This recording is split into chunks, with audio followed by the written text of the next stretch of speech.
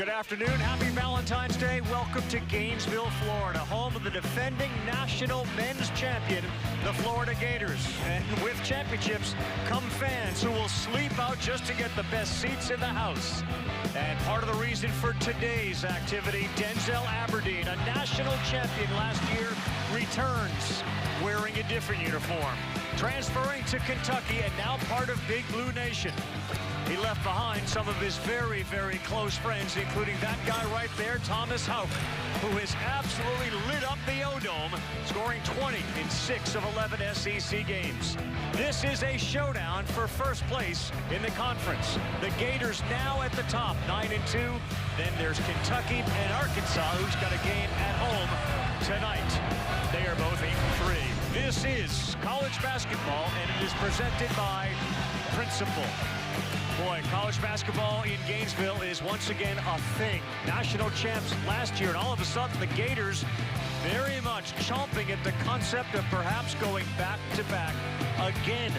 And of course, Jimmy Dykes, I'm Carl Ravitch. That was years ago, but this team certainly has that feel. And Jimmy, what an opportunity for the Wildcats, who also are playing better basketball. Yeah, both teams are coming in extremely hot right now. You look at Florida, completely different team than last year. They are doing it right now on the defensive end of the floor. I don't think there's a better defensive team in the country over the last month than the Florida Gators. They led by what I think is the National Defensive Player of the Year frontrunner in Ruben Chinyelu.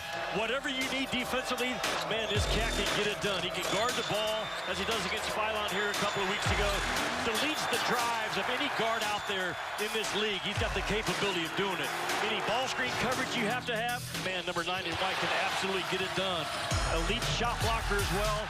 And Rabbi, the amazing thing about this guy, he finishes off 1 out of every 4 defensive possessions that he's on the floor with a defensive rebound. I don't think there's a better overall half-court defensive player in college basketball than big number 9. And there's not a better rebounding team in college basketball than Florida. A couple of things you want to watch as this game unfolds.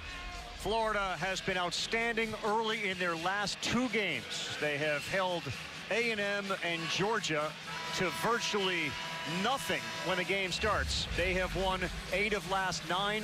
Kentucky 9 of 10 for Florida. Rebounding is going to be important. Transition is going to be important. Yeah, no doubt. That's Florida's game. Their offense is triggered off how good they are on the glass. And think about this.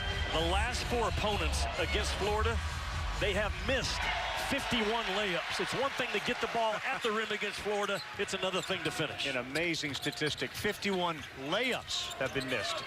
How we start, Xavier Lee shooting the ball a lot better. He gets a 3 to fall just like that. Kentucky starts off in drop coverage and says, prove you can beat us, and Lee sees a big rim early. So the challenge for guys like Oweh and Chandler, they got to hit their outside shots to free up a little bit of the inside. Moreno, an improving freshman.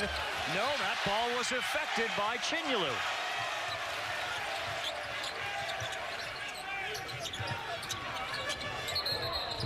Yeah, there was. He didn't give him the initial handoff, and he held on, and that's a moving screen is right. So Georgia started 5 of 25, Jimmy. We were there. A&M started 1 of 27. And already, Kentucky has missed their first one. If you're Kentucky, what's your game plan to score? Well, you've got to make sure that you move Florida side to side. A great defensive team. It's hard to score against on the first side of the floor. If you're Kentucky today, Ravi, your ball has got to move side to side the majority of possessions. Lee, underrated defender. Jelavic set a big screen on him, and now they got a mismatch down low, and they will feed it off. But Jelavic didn't need to push off Lee, and he did, and that's a foul. He absolutely did not. Florida not afraid to switch 1 through 5. They prefer to keep 3, 4, and 5 at home, but Xavier Lee gets mismatched, and to your point, Jelavic didn't have to push off at all. Man, it's just a tough defensive team in white.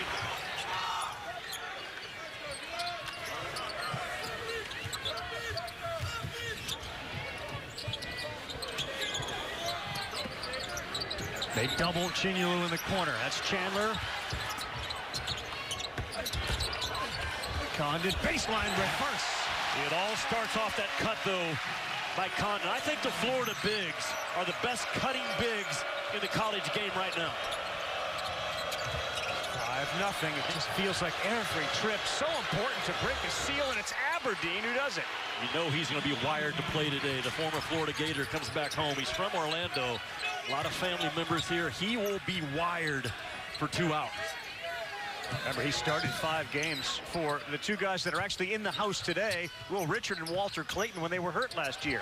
Condon will take it and can't make it. He has tried so hard to get that 3-point shot to be more effective. Yeah, now 2 for 21, Condon from the 3-point line in conference play. Chandler a pull-up, that's a little too strong, and it's Condon and Moreno. That's a good fight. And it's a jump ball.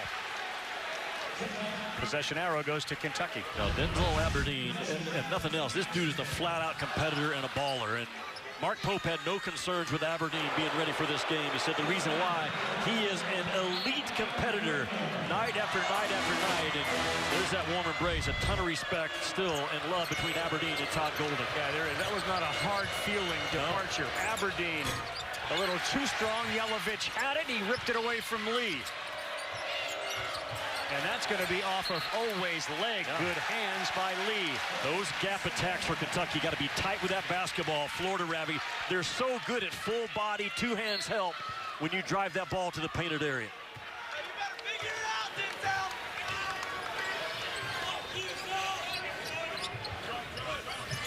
The other part about Florida's offense, all 3 big men are very good passers.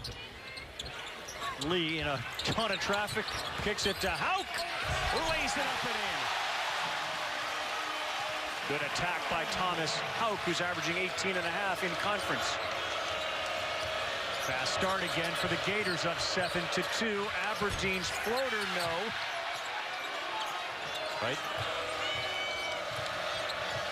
And Jelavic nearly lost it. 10 on the shot clock.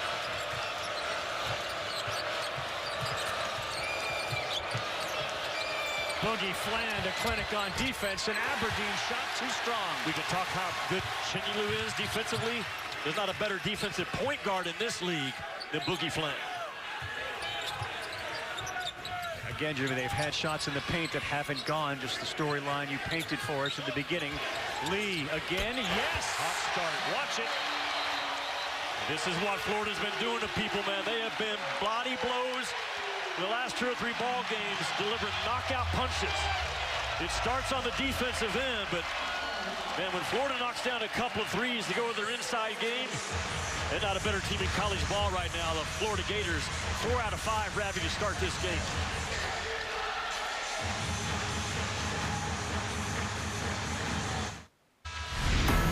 Ravi, Tommy Hauk is just a durable 6'9" 3-man this year, number 10 with that basketball. His 101st straight start as a Gator, as a Gator player. But then Boogie Fland right here, man, their ability to square you up. Look at Boogie Fland get back in front of that basketball, keep his shoulders square, harass the daylight out of Denzel Aberdeen. And that's what makes Florida what they are right now. They are elite at the point guard defensively, and they are elite at the rim with Chandler. Boogie from the Bronx playing terrific. And Xavier Lee with a couple of threes. He's a 25% three-point shooter in conference play. We've done so many of their games, it feels like he makes 50% of the shots from 3. There's nothing wrong at all with that stroke from Xavier Lee.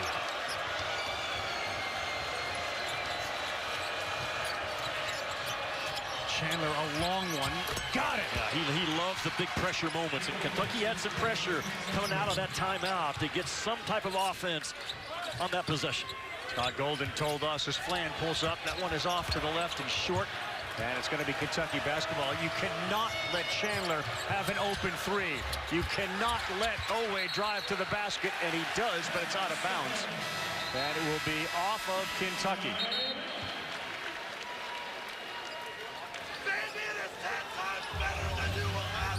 Fast start again for the Gators. They lead it 10-5. Welcome back, everyone. You're watching the SEC on ABC. And, Jimmy, it wasn't that long ago where we were witnessing another dude from this conference eating basketballs off of backboards. Well, talk about Oscar Tshiebwe from Kentucky, who literally rebounded his way to becoming the National Player of the Year. The numbers in terms of rebound percentage are scary similar to what Ruben Chandler is doing this year. Oscar Tshiebwe was a dominant rebounder, as we know. He got 19% on the offensive glass. He got 28% on the defensive glass. Look what Ruben Chandler is doing right now as well. I mean, the numbers are very similar to the fact that Ruben Chenyu actually is a better defensive rebounder than Oscar Tshiebwe was. I don't think Ruben Chenyu is getting enough traction and enough gravity right now in terms of potential All-American Defensive Player of the Year, which I think he's going to be. But, man, those two cats right there dominate the game without the ball until the ball is on the glass, and they've done it as well as anyone in college ball the last few years. We were in Athens, of course, Jimmy. We saw Chenyu with around 20 rebounds there.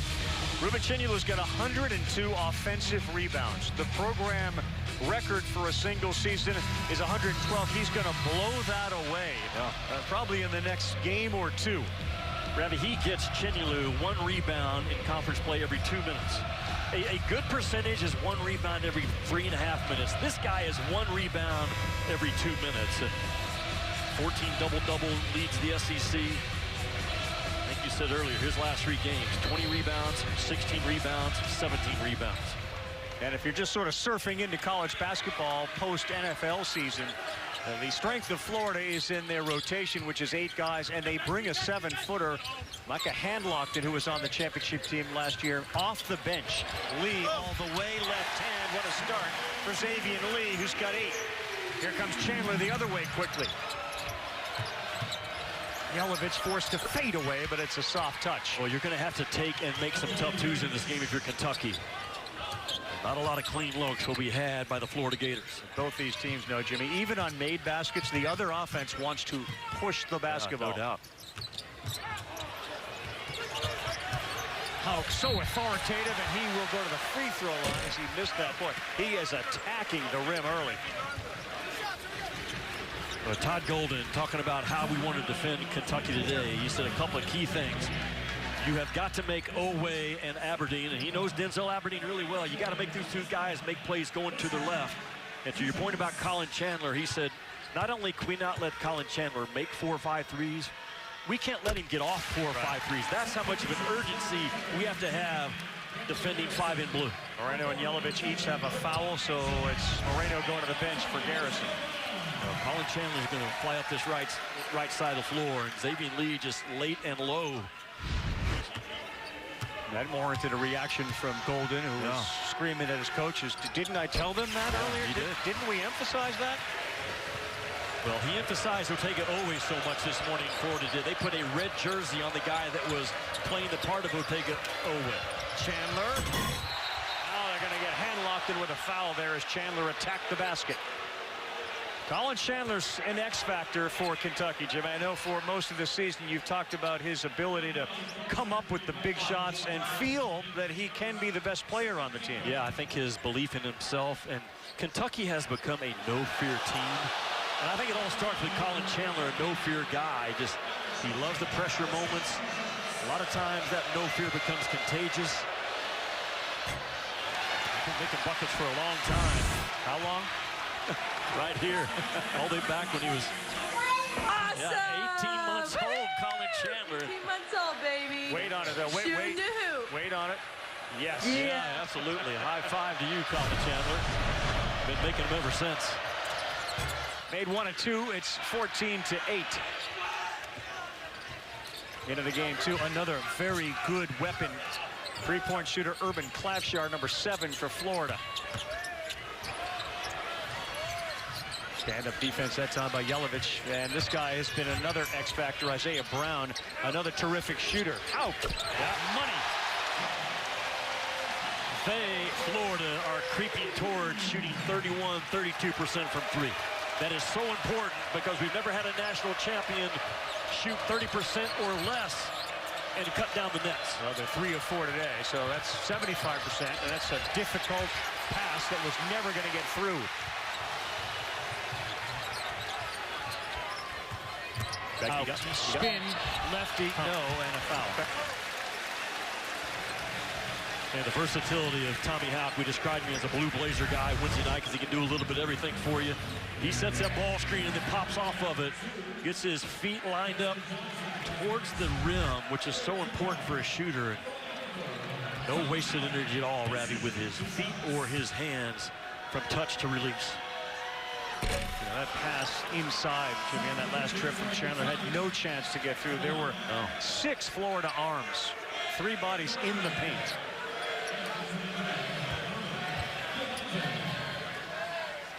Both teams could improve their free throw shooting and likely will work on that as we move towards the SEC tournament and the NCAA tournament as House knocks it down.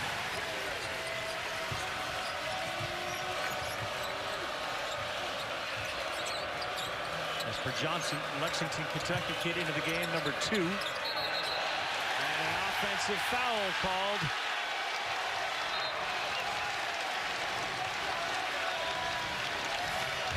Garrison just into the game, Jimmy. Yeah, we've had a couple of these. When you try those dribble handoffs and just pushing off the pressure there of hand-locked in. You've got to own your real estate. That's all on Brandon Garrison. I know he had a double-double against Oklahoma a couple of weeks ago, but man, they need some play out of him. All he does is see a little crack, and he takes advantage. First man into double figures today.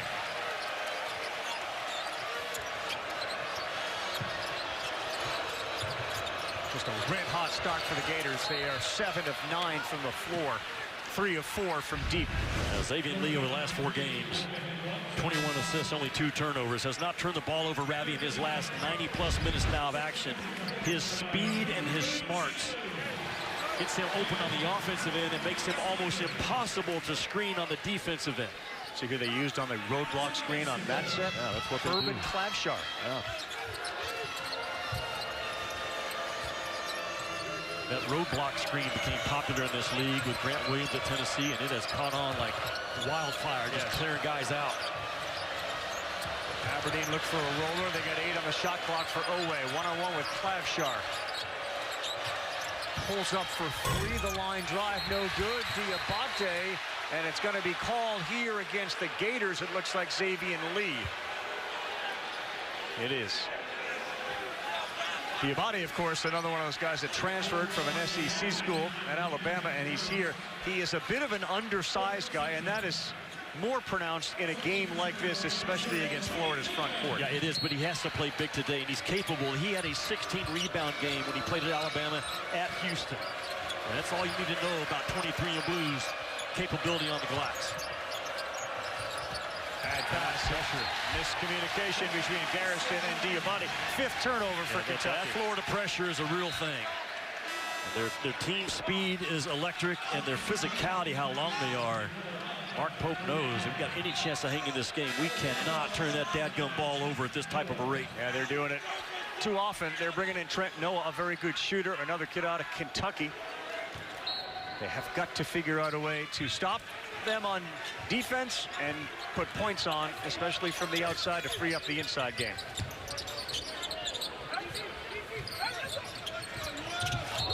Got Hill. And that looks like it's going to be the second one on Moreno, and that is a big deal, Jimmy, early in this game. They just took Garrison out, brought Moreno back in, and within 10 seconds picks up foul number 2. Well, that's what Florida does. They put foul on your bigs as well as anybody in college ball. They understand in post play, it's first to make contact and first to get low, and Chandler is a stud at doing those 2 things. Fland, a little step back. That was pretty. Well, the guard play early in this game is a reminder that there's a lot more to this team than just the bigs. Remember, Boogie Fland actually signed with Kentucky out of high school, then transferred with Calipari to Arkansas. And here he is now, triggering this Florida defense up top. They're going to get the foul on a hold underneath. Well, the Boogie Fland, not a 3-point shooter at all. He's made 1 of his last 20, I think, but he has been about 60% inside the 3-point line, making tough 2s and layups.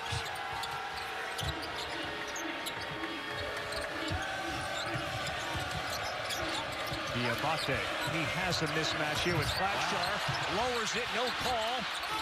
Throws up one off the top of the backboard, and that one is finally put up and in by Moreno. That's too much of a collision for something not to be called. Yeah. It's a physical lead, but that was a wreck. Amazing how quick Florida, they're a thoroughbred on the court. They want to run. Clavshar. No good with a good box out by Noah.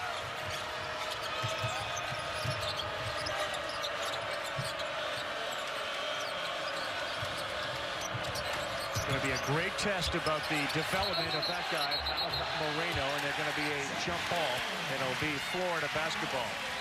Big opportunity for number 24 in blue, the freshman out of Georgetown, Kentucky, at 7 feet. Yeah. To show the growth against this front line. Well, 59 offensive rebounds by this kid is the most of any freshman in the SEC. But he's going to need a terrific offseason of perimeter shots to, I think, become an NBA player. 0 for 2 on the year. It's not his strength, and you and I both know how much they value shot making at that next level. Priority number 1. Yeah, it is. Like Condon has taken so many threes this year. That's one of the things they told him to work on. Houck, Noah got a hand there, but Houck just tips it back in. There's not a better motor in college basketball than 10 in white. 14-point lead. There it is, reminiscent of what they did against Georgia and what they did against A&M.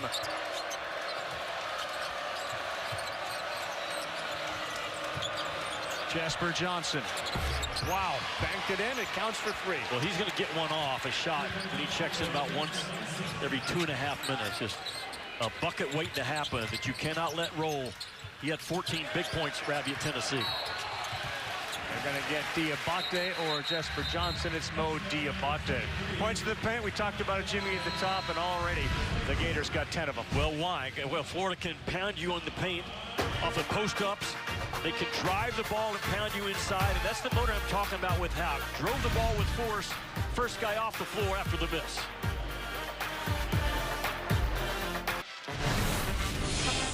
Xavier Lee is making Florida a legit threat to win the national title again. He shoots the ball at a good clip, much better than what the numbers say. I mean, that's a pure release. But Ravi, his speed and his smarts and his understanding of how to play, he's really grown into that guard that Todd Golden says, hey, take every look you can get. Now, reason why, I think he also shoots it with not a lot of pressure because he knows he's got the best offensive rebounding team to clean up the miss is an offensive play for them. Yeah, it is. That's a big deal. And he now has not turned the ball over in his last 95 minutes of game action. That's impossible. It is. Well, it's not because he's done it. But he seems to borderline on being possible. The Princeton kid who was outstanding there comes over here, and I think most people will acknowledge, I mean, what you do in January and February isn't as important as what you do in March. Yeah. And the development of Fland and Lee make them a team that can win the whole thing in March if they keep doing this. And that's not worried about misses like this right here by Fland because you're so good as an offensive rebounding team. That's a real deal.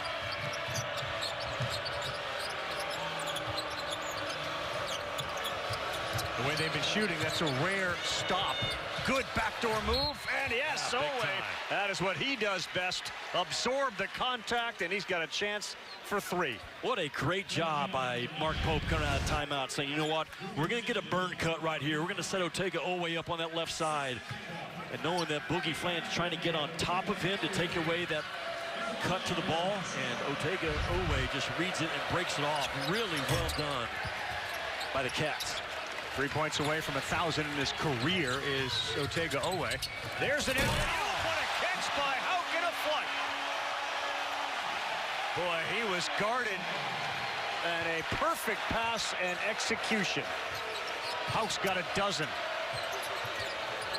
Houck got away with a hold as Oweh splashes one in. Florida puts the ball on the defense faster than anybody in this league. 4 or 5 times a game, you will score against Florida, and within 3 seconds, they are dunking at the other end.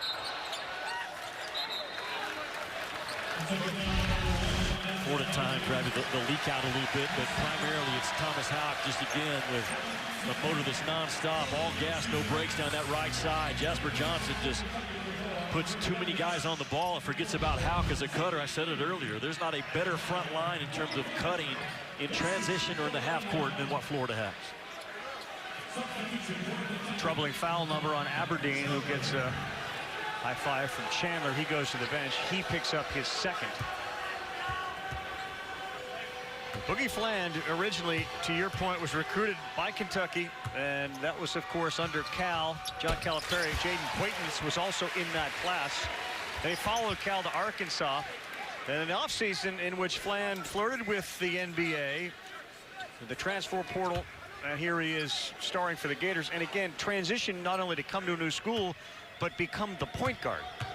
He's one of 4 guys this year in college ball, Boogie Fland, to have an 8-assist, 8-steal game.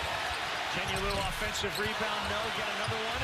That one is blocked by Garrison. Garrison. That's what Kentucky needs out of Garrison today to match that physicality inside. Out goes down low, and that one is deflected away by Oweh. A little bit of his football background there, coming over on a soft pass. Yeah. Deflected away. Kentucky has the last 3 weeks started doing what they call our physical segments in practice. It's good on good. The teams are divided up equally, and they go at it for games like this to be ready to play in. Oweh is not afraid to take it inside. It was denied. It was blocked and then affected.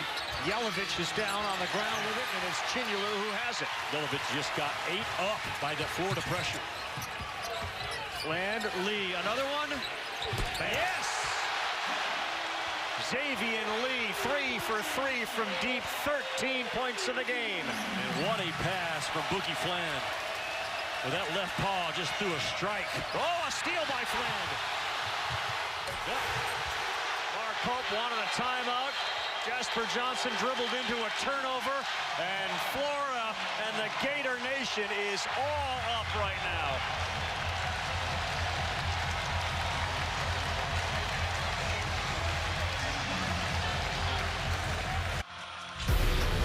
Boogie Fland has developed into a hard-nosed, tough, competitive dude. Look at that pass right there with his left hand. Xavier Lee, he threw a strike, man, with his offhand. The very next possession, Jasper Johnson just too soft for the basketball in this environment. Boogie Fland just sits on it.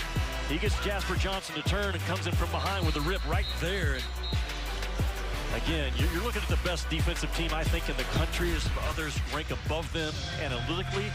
But you've got a stud at the point guard spot in Fland and the best defensive player overall in Chandler to anchor this Gator defense. And a shooter in Lee who's becoming more and more confident. That was an example, too. It looked like Jasper Johnson wanted to get it over half court, call a timeout right in front of Pope, and Fland picked his pocket. You mentioned what a perfect strike he threw. It feels like, for as many games as we've seen, you almost have to throw a perfect game to beat Florida. Yeah, that's a good point. Coming to you with college baseball starting this past weekend. Interesting about Kentucky, they've won 6 in a row in Gainesville. We know they have comeback ability. We've seen them come back from 17, 18 points in conference play. This is a whole other monster, though, you're dealing with today. Aberdeen, he tried to force one in there. They're going to call a kick. Don Daly, who's got the mouth of Todd Golden right about 3 inches from his ear. Here we go, men's college basketball tonight, Jimmy. These 3 games. And, of course, Arkansas, the man we mentioned, Coach Calipari. Acuff had 28 in his last game against LSU. And Arkansas's 12-1 at home. 6:30, 8:30, 10:30, 3 games. Oweh. Too strong, nearly tipped up and in, and a mistake there by the Gators. They had 3 dudes there, and Oweh gets called. What a job by Fland to draw the offensive foul. That's just good on good. You know, take Oweh, the best forceful driver Kentucky has, and Boogie Fland's just going to eat it up. A very disciplined closeout by Boogie Fland.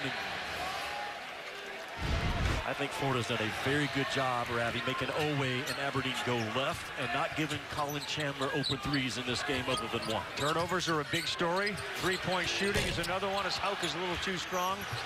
But let's finish up on the turnovers, Jimmy. Points off of turnovers. It is 16-0 Florida.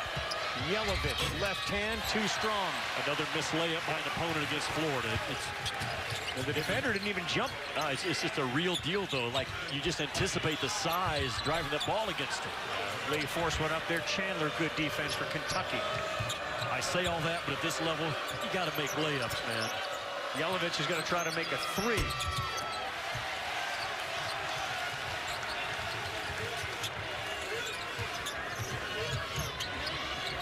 Chandler is not inclined to take it, but he will.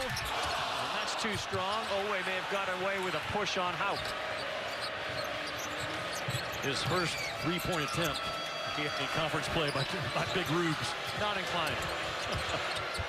Aberdeen forced one into Jelavic's gut. Now he's going to get a 3. How about Condon to just knock that out of the hands of Garrison, who had it for a second.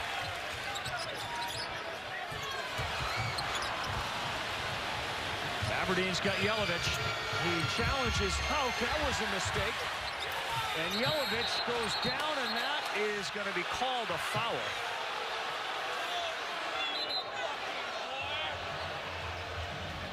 We will take a timeout. Under 8 here.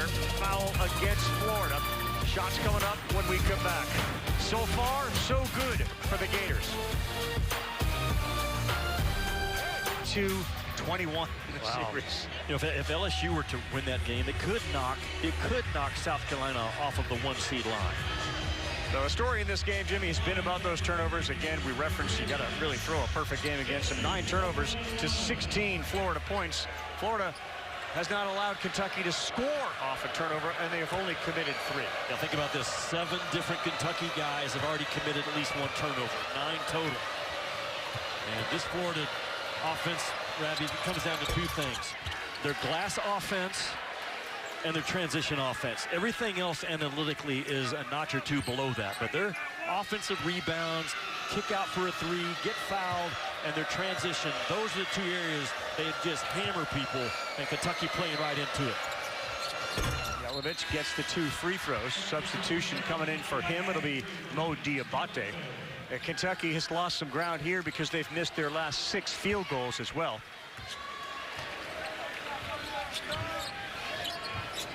Hanlockton played about 4 minutes and picked up 2 quick fouls. He's back in the game. Sets a big screen for Hauk, and now it's Lee. He's open, and Hauk can't get it to go. Rebound in traffic was Chandler's. Brown there, and boy, they blow up. When you have the ball in your hands, you've got to come down hard with it. We saw it on one end with Garrison. Chandler had the ball, too. Yeah, and if you're Kentucky, if you don't check out at all 5 spots, man, it's just a foot race from that 3-point line with athletes like Brown at the rim.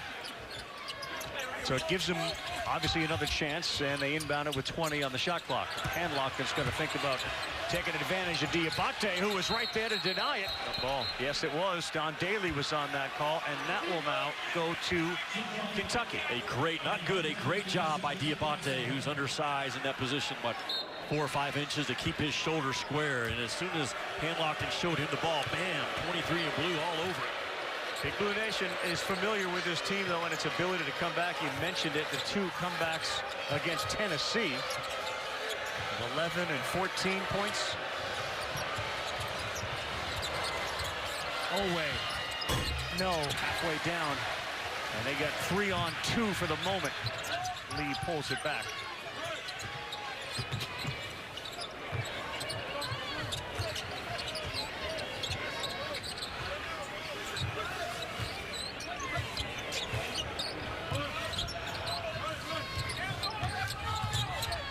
Lee, step back, no. Hanlockton went over the top of Moreno with a good box out. Florida, they didn't get that ball side to side one time on that possession. Got stuck in the middle.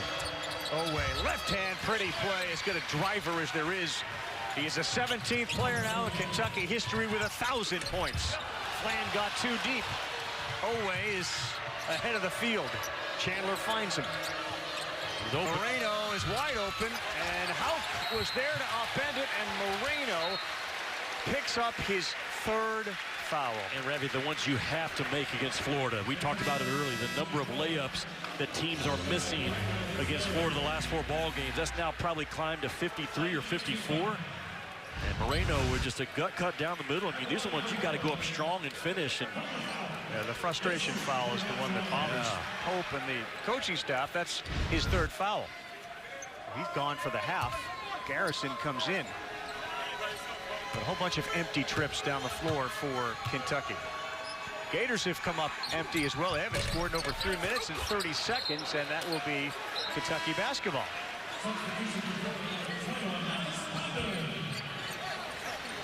Well, Denzel Aberdeen, Otega Oweh, Colin Chandler, those 3 guards are big physical guards that can go off script when they're down and just start making plays. This might be the time for Mark Pope to start looking at some of that action. Kentucky 8 of 24. That's a 33% clip from the field. Many of those layups missed inside. Some were contested, others weren't. Aberdeen steps into one. Got it. That's Aberdeen, good first half. A good job of just making a play off that ball screen. And boy, hot hands by Kentucky. Look at this. Well done, right? Florida try to push the pace. The Wildcats got a chance here now, down only 8. A 7-0 run. Aberdeen. Money. You can feel it coming from Kentucky. When they get behind, they just kind of start playing a little bit with their 3 guards, and I think that's when they're toughest to defend. Until Aberdeen, and Chandler forces a turnover. Out of bounds off Condon. How about Big Blue Nation roaring back in Gainesville? And Denzel Aberdeen, the former Florida Gator, has started to punch the paint, get his offense going. This time, Chinyalu backs up too much, and Aberdeen buries one. And next possession, Clavshar just can't stay in front of Aberdeen. He gets to his spot, that pull-up jump shot, and all of a sudden... And what did Mark Pope tell us about Aberdeen not being impacted by a return here? Yeah. Wasn't worried about it. Said he's too competitive of a dude to be bothered by the situation. Dioubate put his head down. There's a foul on Condon. Greg, I'm going to say it again. The last 4 possessions, Mark Pope is not running a lot of his normal stuff. 4 or 5 passes, trying to get side to side. He's gone to isolation for Aberdeen, and now he goes isolation for Dioubate. There's something to be said about understanding how to coach your team from behind. He has learned it on the fly this year. Not necessarily what you want to do, but you got to learn it. But you got to learn. Dioubate, a 63% free throw shooter, knocks the first one down. Talked about the 2 Tennessee comebacks, giving 5 double-digit comebacks, 4 of those in SEC play. And they were once down by 15 in this game. Yeah. This is such a major step for Kentucky. They still have on their schedule Vanderbilt, Auburn, A&M. They were 5-4 early. They lost to Michigan State. UNC, Louisville, Gonzaga, some of them were ugly losses. The Vanderbilt loss was ugly. Kentucky is going to need a really good last 4 minutes 45 out of Brandon Garrison. With Moreno on the bench with foul trouble, Tin and Blue has got to step up to this challenge right now inside.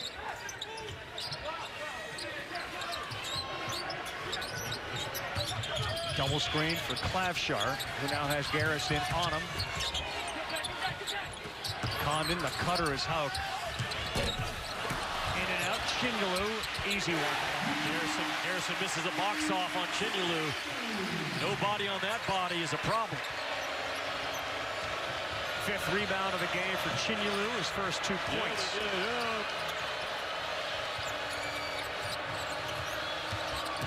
Aberdeen, left hand, boy, right by a very good defender in Fland, and watch Florida try to push.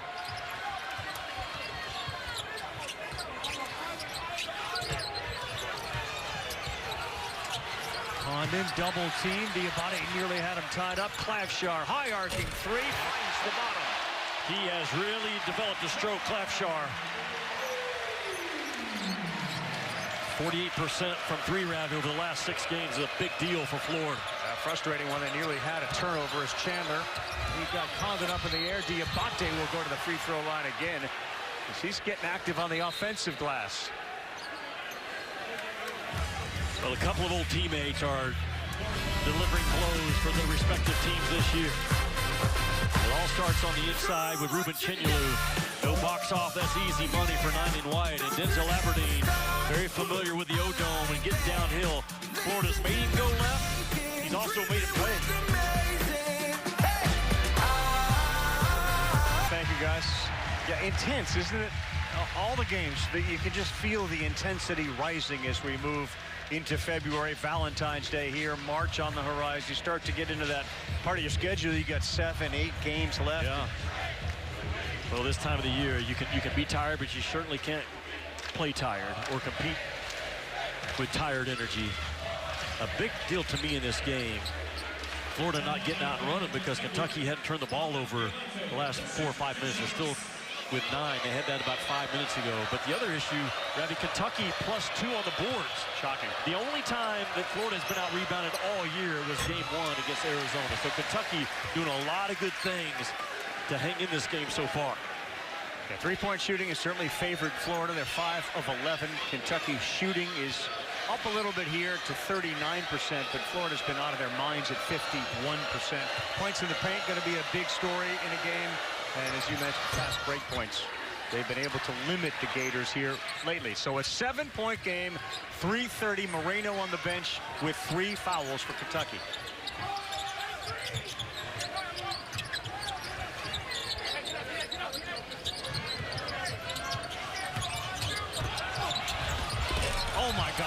almost went in amongst 3 trees. Chandler thought about pulling up. Great bounce pass as he slipped. Dioubate will shoot 2 more free throws. Yeah, late whistle, but I think it was the right whistle by Oweh short. Sometimes officials take a half second to make sure what they saw, but Colin Chandler goes down and finds Dioubate on the backside. There's not a lot there, man. That is Ruben Chinlu going straight up. He's got his elbows by his ears. Tough call against Florida. So Dioubate will get 2 more chances. He's had 4 of them. He's made half. His game is important today. I've already talked about his capability as a rebounder. Yeah. But his game is effort plays right through you. And if you don't have a dude like that against Florida, you're in trouble. And Dioubate is not afraid at all to go right at someone's chest. Kind of pushed that one over the front of the rim. And it's a 5-point deficit where at times it's felt like it could be 30. No doubt.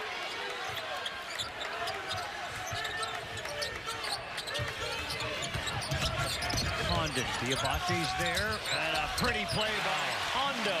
How about the long stride pivot to burn the pressure off of his primary defender? That's a 6'11" kid with that type of a stride and step back for an easy 2. Forcing him left.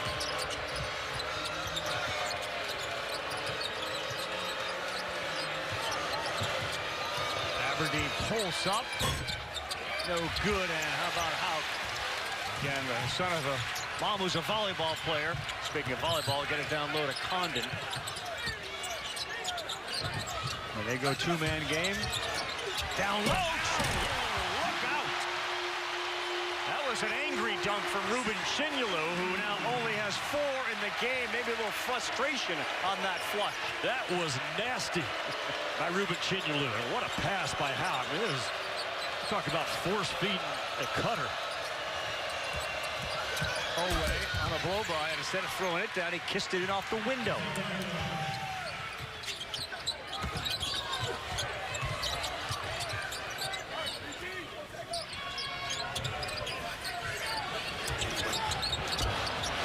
Just not his deal. Boogie Flan, he shoots with that right elbow out.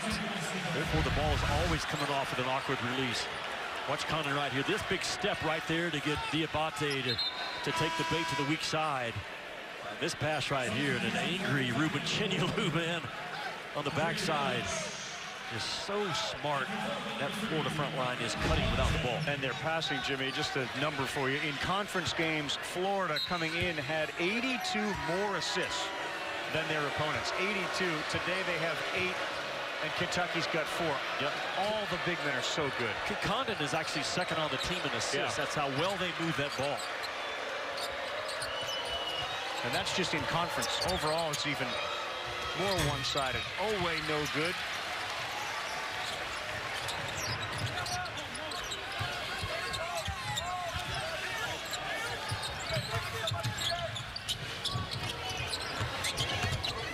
Clavshar, he got it.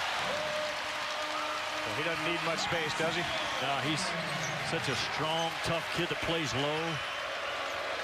Everything's on balance from Clavshar.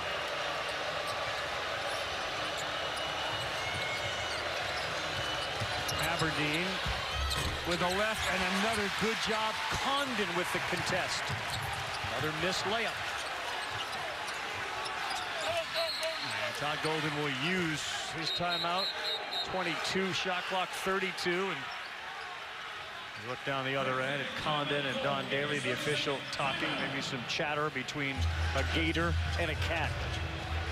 Not like the gator and the turtle that you were putting out there. It was.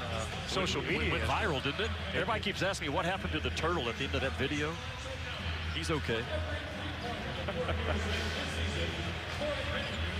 43-34, and let's see, we've seen the comeback Cats, so we mentioned 5 times. 14th of January, it was the pass from Chandler who found Moreno, 75-74. Chandler with the interception here, ahead to Oweh. The January 17th comeback against Tennessee when Aberdeen got one to go. Another Tennessee comeback, and it was Chandler who's seemingly been in the middle, Jimmy, of all of the comebacks. And again, his story is about his return to full health. It's a different dude than he was early this season and most of last year. Well, I talked about it earlier. Colin Chandler, he loves the pressure moments. When you're down 17 on the road, you start to feel the pressure. But I think it's contagious what Colin Chandler brings to this Kentucky team. Certainly what Oweh brings in terms of, Mark Pope says, Oweh's best quality is his belief in himself and what we're going to do as a team. Not sure what they're looking at. Well, you're about to find out. Chuck Jones is making his way over here. I love these conversations. Don Daly and Owen Short are looking at something. Pull the curtain back. I'll tell you that Chuck Jones is sort of shaking his head like, I'm not sure we really saw anything over there, but Jimmy will put his headset back on. So I read that as Chuck Jones said they're looking at something, but they really don't necessarily see anything. Is that right? Yeah, they thought there might have been something after the whistle was blown, maybe a contact, dead ball, technical foul, a guy's John, but they came away saying there's nothing there. That's just one guy getting away with another. That's going to happen sometimes, those meet and greets. That's what they're doing right there. Hey, how are you? I'm fine. Nice to meet you. Don't you know I played Australian rules football growing up? Condon did. Yeah. I don't generally try to make stories up. Like that was fact-based that he played Australia. It was fact-based. We're good, Don. Thank you. So in the last 4 games and a half of basketball, opponents against Florida have missed 59 layups. Right. 59 layups in the last 4 complete games and a half.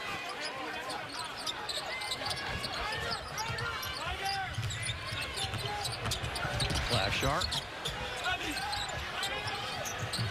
Out Condon, 5 on the shot clock. Clavshar. They try to box out, but another 7-footer hand locked in. They have 7 now to try to get the last points of the half. Fland will fire. Hey, wow. That's not the shot that Todd Golden wanted to close out the half. I know there's belief in we'll rebound at 43% on the offensive glass. It's hard to rebound, almost impossible in air ball. Rebounds 20-20. Points in the paint 2016 Florida. It's a good one, 43-34. KC, Kevin, and Norm in the studio with a halftime report. We're back at ESPN's college basketball. Today on ABC, presented by Principal. Story of the game, Thomas Houck, another even dozen, and halfway to a double-double with 5 boards. Thomas Houck is the ultimate just get stuff done type guy. Whatever you need, coach, I'll fix it for you.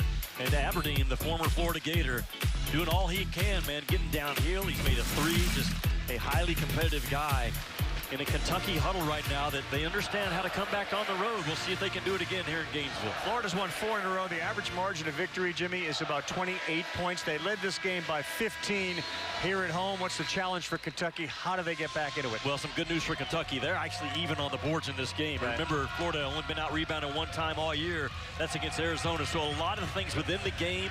Kentucky didn't turn the ball over the last 8 minutes and 54 seconds. That's why they've kind of stayed in it. Can they stay clean with the ball and keep battling on the boards? If so, Mark Pope's got a chance to pull off another comeback in SEC play. But those turnovers get high and Florida starts this thing to a track meet, it would be over quickly. Moreno got into foul trouble. He sits again with 3. Now back on the floor to start. But again, 3 fouls. He, Chandler, Oweh, Jelavic, and Denzel Aberdeen. On the other side, Boogie, Fland, Houck, Condon, Chinyalu, and Lee, who really had a phenomenal shooting first half. See what they do right out of the halftime break. Well, Moreno for Kentucky has 7 rebounds in 8 minutes played. I wouldn't be surprised if Todd Golden doesn't go right at him at some point early. Condon spins and misses, and there is Moreno picking up his 8th rebound, Jimmy. Big reason why Kentucky actually has a 1 rebound advantage in this game. Moreno is climbing onto some NBA draft boards because of that ability. As Aberdeen goes in, that's way short. Picks up his own rebound, threw it up, and he will get fouled and go to the free throw line. And he's grabbing at an area just above his right hip. Yeah, he just out-fought Boogie Flan on the initial miss. He got such a great demeanor about him. He didn't want to leave Florida. Just negotiations went south, is how it was described to us. And gets a pay increase to go to Kentucky, but still he has nothing but great things to say about his time here. He's from nearby Orlando, won a state championship at Dr. Phillips High School. Got to be very close with Thomas Houck, and while he was Aberdeen stretching on the ground before the game and the Gators ran off the floor, Houck gave him one of those love taps on his head and got a wink from Aberdeen back. Very close-knit group. You take a look at some of the highlights from Denzel Aberdeen's career with the Gators. He's got a national championship, and again, was a vital cog in those 5 games he started. Very productive when both Richard and Clayton were hurt. That question coming in, would he be locked in today or pressing? Yeah. He's just been locked in. He's been really good. Bad pass by Flan behind Chandler, who, by the way, picked up his 3rd foul on the defensive end. So not the game that you would expect out of Chandler. 4 points, 5 rebounds, 3 fouls. And maybe that's a credit to Kentucky. They're putting multiple bodies on Chinyalu anytime the ball gets on the glass, which you have to do. Chandler steps aside and knocks down a 3 right in front of his bench. We got a ball game here, 4 points. Boy, Colin Chandler is so good, setting himself up, getting behind the line, stepping into it. He only got off 1 3 in the first half. Very good defense by Jelavic. Very good.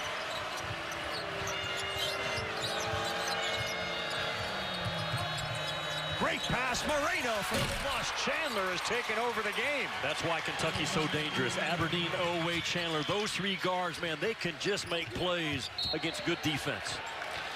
Whistle on the floor, and let's see who Owen Short has that on. Remember the game plan coming in, the upper left corner, Colin Chandler is going to run this baseline, works off of 2 screens, and you try to cut it short if you're Xavier Lee instead of being a caboose defender, lock and trailing.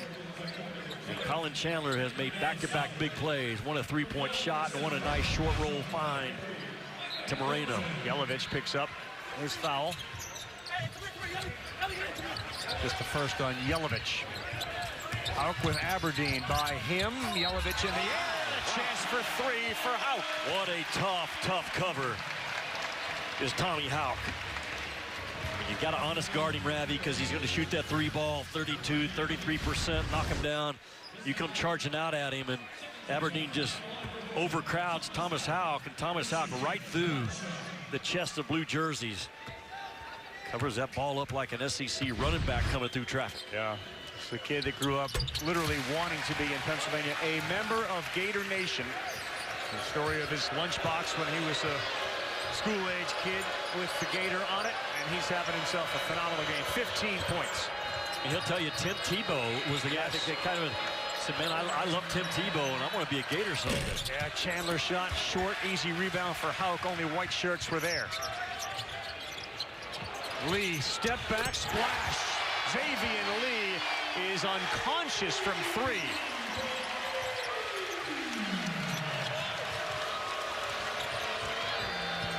Aberdeen in the paint, needs it to go, gets it, and he will have a chance for 3. He and his good buddy Houck ended up on the floor together. Xavier Lee was a 2-time All-Ivy League at Princeton, 17-point guy. And he has found his stroke the last game and a half.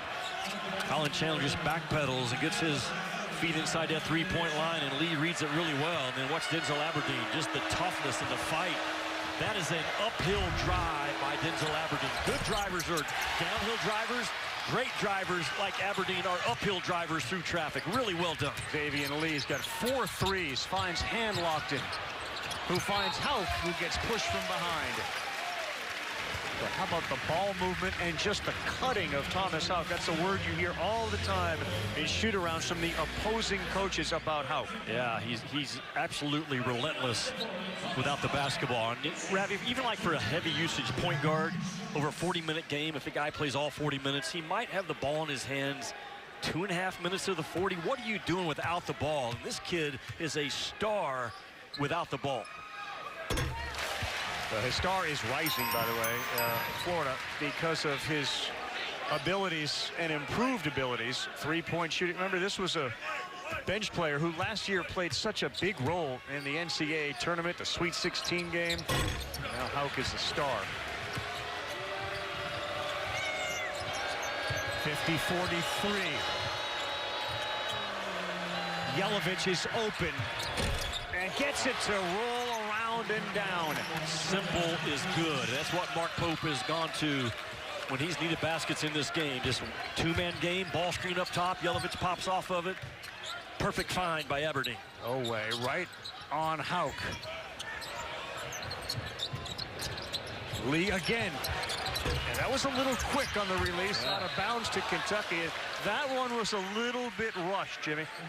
If we go back to the Kentucky possession, this kid Jelavic, he's going to save Kentucky a game or two going down the stretch because he can do this right here.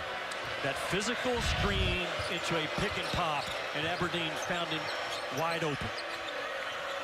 Can they make it a one-possession game? They've never led in this one.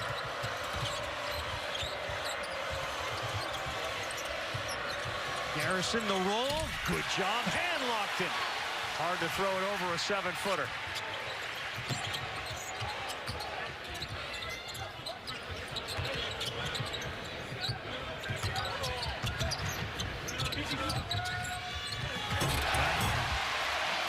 When Florida gets the ball to the second or third side of the floor, they score at a high clip. And Houck's versatility shines again with that pass on the alley-oop to Hanlockton. Has some Georgia vibe to it, doesn't it? Yeah. For Florida, that one is thrown up and wild. Georgia got it close down to about 10. Wasn't this close, but then Florida found an extra gear. Condon got hit by Garrison all over the place there. There were multiple times you could blow a whistle on Garrison, who picks up a foul. Well, Florida's starting to chomp back right now. Xavier Lee grabs a piece of that paint. And that's now the third side of the floor in that possession. Man, Houck with a touch pass to a 7-footer. Hard to guard. Hope you're enjoying your Valentine's Day as you're watching the SEC on ABC with Jimmy Dykes, Carl Ravitch. Happy to have you along for the ride. Ravi, Florida's tracking to be the most dominant rebounding team per 100 possessions we've had in the last 25 years of college basketball. The comparable right now is that North Carolina team that won the national title back in 2017. Very similar offensive rebound percentage and defensive rebound percentage numbers.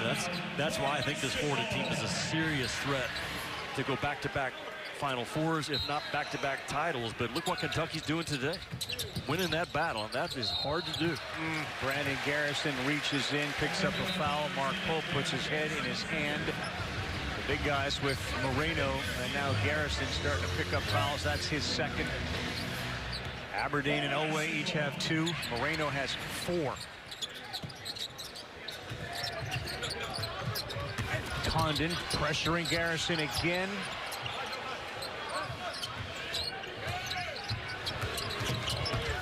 The roll to him, and that looked like Dioubate came down. We'll see who Don Daly calls it on, either Garrison. Yeah, he did. That's the third foul on Brandon Garrison. It was Dioubate who may have reached in, and you can see them kind of talking to each other. Like, I thought that was on you. Vanderbilt gets a win today, 8-4. Tanner and company having a tremendous season. Remember, their games against Florida and Kentucky were very memorable for different reasons. 9-2, the Gators, Kentucky, and then Arkansas. Arkansas plays later tonight. Just look at those 4 teams and who they're led by. And look at the race for the SEC Player of the Year. Tyler Tanner, Vanderbilt, Darius Acuff, Otega Oweh, Thomas Houck, Ruben Chenula should be in that conversation as well. Good stroke from Condon. So again, they got it down to 4, and just like that, it's back up to 8.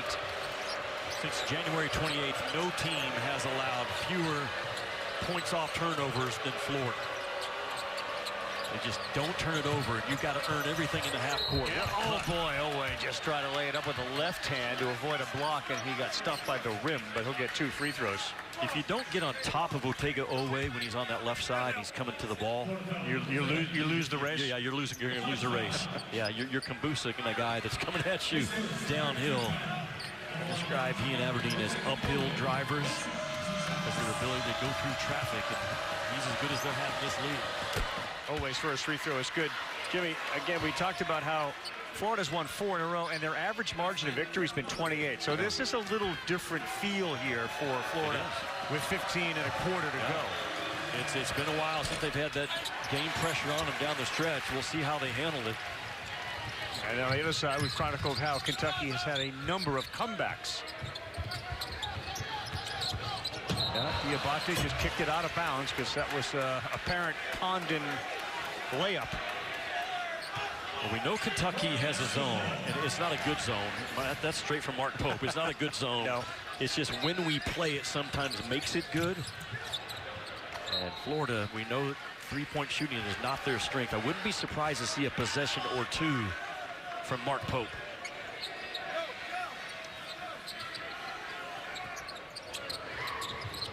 On this rare day in which Chinyalu has been held in check. And part of that is his 3 fouls, but only 4 points and 5 rebounds. Handlockton's picking up some significant minutes. And he throws it down low. He hit the rim with it. Not a good pass. Yeah, just not there at all. Aberdeen, the former Gator last year, transfers to Kentucky. Hears it every time he has it. Oh, Dioubate right by Condon. What I say about his game is all about effort, making plays right through you, and that's what he did to Condon, through him and around him. Chinyalu's going to check back into the game as Lee's got this ball on a string, man. He is just handling it. That's just easy. I mean, he worked his way down and then just threw up a little jump hook. He just simply turned the game of basketball into a one-on-one match against Chandler and won his war. Garrison, no. Handlockton had it, foul Dioubate. Xavier Lee, a couple of the strengths of his game, I think, is all based upon his speed and his shiftiness. He just turns a 10-man game into a 2-man game. It's he against Colin Chandler. He gets Colin Chandler off balance. You can see his confidence just starting to grow game after game. We told him after the Georgia game Wednesday night, hey, you've gone 89 minutes without a turnover. And he said, well, that's impressive. And it is. I get the sense he's not easily impressed either. No. But he did have his first turnover in those now near 100+ minutes earlier. He's also got 18 points on 7 of 10 shooting today. Handlockton's free throw is a high arcer that's off, and Chandler looks to see if anybody's ready to run, and now it's Jasper Johnson manning the point for Kentucky.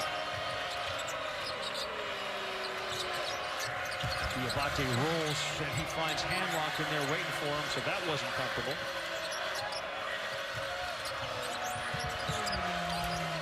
Tries it again and throws it up and throws it in. Boy, he is working hard.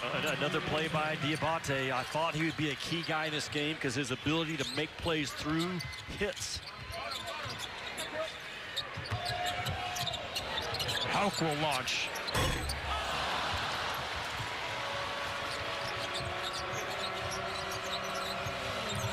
Thomas Hauk now 1 of 4 from three-point land. Cut from Oweh right off of his head. Isaiah Brown and Lee. Clavshar. Yeah, can't leave him open. Todd Golden wants to get a 20-second timeout, but that ball appeared to be in Jasper Johnson's hands when he was granted the timeout. Clavshar sprinted to his sweet spot. It's that. And he is so disciplined and tough, knowing where the rim looks best to him. And Clavshar runs to that slot 45, and Handlockton says, I know where you are. Rise and fire. Bam. Nothing but the bottom for 7 and white. This home crowd at the O-Dome, which has become a big-time place for the Florida Gators, who got an 8-point lead, Jimmy. Now, Florida comes in making 7 threes at 31% in conference play. Well, today, man, they are shooting the lights out. 7 out of 18 for them. That's a really high number. It's been Clavshar and Lee with 6 of those makes. We talked about it Wednesday night at Georgia. I know Lee's numbers aren't great, but it looks so good coming off of his wrist, his release. Everything is true, and Clavshar has been the guy anyways the last 7 ball games, right at 47%. And if Florida has a march, and certainly the NCAA term where 4 games in a row, they're 33, 34% from 3, there ain't no question. That's plenty. They can get back to that Final Four. That would be plenty. Yeah. And Clavshar and Brown, while Brown's been quiet today, Clavshar is once again sort of circling on that double-figure point total. He's got 8, and in 5 of his last 6 games, that guy has given them at least 10 points. Yeah, it's just become a more well-rounded team as this season has moved into mid-February. With their rotation down to 8, Seth Greenberg made a big point of how comfortable that is for a coach. And seeing Lee's confidence and Clavshar's shooting ability. Still a game, though. Only 8. The deficit for Johnson, who steps into a 3, and that was money. Good job, Jasper Johnson. And a good call by Mark Pope to get Jasper Johnson. Open off that baseline cut, baseline screen action. Now, speaking of injuries, the injuries to Kentucky this year made them a better team. Because they got down to basically an 8-man rotation as well. Roles were defined, and how we play is now very clear. It's funny how sometimes that works out, but they are a better team because of the injuries, which is odd to say. That's a good point, though. It's a good point. Chandler picks up another offensive rebound and now has 6 points in the game. Oweh has 9. This is a double-figure scorer like every game, and can't get it to go. His deflection no good. Loose ball. Chandler comes up with it. Good job by Lee to come in and keep that ball alive. Watch out for Clavshar. His 3, too strong. Chandler had it. They're going to get Oweh with a foul. Ruben Chandler is starting to assert his presence in this game. Chandler again, said in the first half, he gets 1 rebound every 2 minutes. It's hard to shove him out of the way. He owns the real estate around that restricted arc. He's great with his eyes, reading the ball in the air, understanding angles. He studies a ton of film, and he gets everything with 2 hands when the ball's off that glass.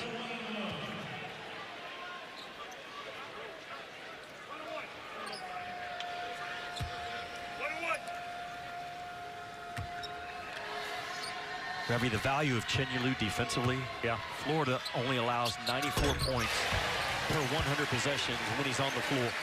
That number jumps up to 108 points per 100 possessions when he's not on the floor. That's a big, big gap, man. Yeah. Well, it's a great story about what Clayton was telling us. Of course, Will Richard and Walter Clayton are here. So watching Chandler make the free throw. Clayton said, oh boy, he has changed dramatically, because last year when Chandler got a rebound, we would tell him, you throw the ball out to us. You don't go back up with it. You get it to one of us. We can all score. And it's changed this year, hasn't it? Yeah, he said they had to learn to make layups. But don't throw it out anymore. Just get that thing and go right back up with it. That speaks, I think, a ton to Will Richard and Walter Clayton Jr. They could be anywhere during the All-Star break, and they come right back here to be all in. As a former Florida Gator. Yeah, Oweh hit the ground hard. I mean, you can hear his contact with the hardwood as he's lifted up off the floor. He'll go to shoot free throws. He's sitting there on 9 every single game this year. He's been in double figures, just like those 2 dudes were last year for the Gators. Back to Jimmy Dykes, Carl Ravitch. Today's Wooden Watch. We take a look at that. It's presented by Principal. And we focus on Thomas Houck, who on this alley-oop threw down a Tommy Hawk. Yeah, he did. Well, he's on that list because of his motor. He's skilled. He's got size. He scraps. He's explosive. I can't think of another guy in college ball that's harder to take off the floor if you're his coach, because of everything that this guy does game after game after game. 17 points on the season. He's right around all of his average numbers today. You see the 16, 5 of 11. He's got 6 boards already. Chandler has really asserted himself in the last few minutes. He currently is now getting a break on the bench. Every time Kentucky starts to walk up the walkway to the house, they turn the lights out on them. Yeah, they do. Let them know no one's really home right now. Well, Kentucky only 2 turnovers in the last 17 minutes of game action, which is a big deal to keep them in this game. Because if not, that Florida speed and transition offense can just dominate you. Always check that box again, Jimmy. Double figures in every game this season. 7 points. Looks like they're going to try to apply some pressure, but not once they go over. And now, Jimmy, it looks like a little bit of a zone which will morph into a man-to-man. Yeah, and it's not a great zone, but just the timing-wise and when you use it. Clavshar was open. How about Flan picking up an offensive rebound? Second chance type of opportunity for Florida, who now leads Kentucky in rebounding for the game. Allows Flan to get ripped by Chandler. Out of bounds off Chandler. Boy, Jimmy, there's an offensive rebound for the Gators, and then another turnover for Kentucky. Does Mark Pope stay with the zone? It looks like that's what he's calling. Just trying to throw Florida off of rhythm for a possession or two.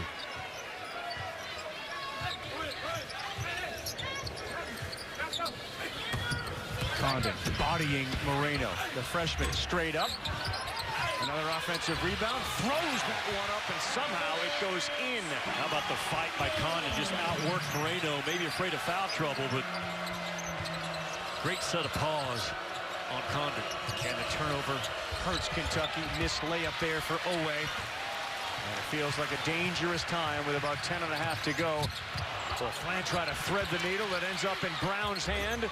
He throws up a wild one. He goes right hand and can't get it. And the battle sends Condon and Dioubate to the floor.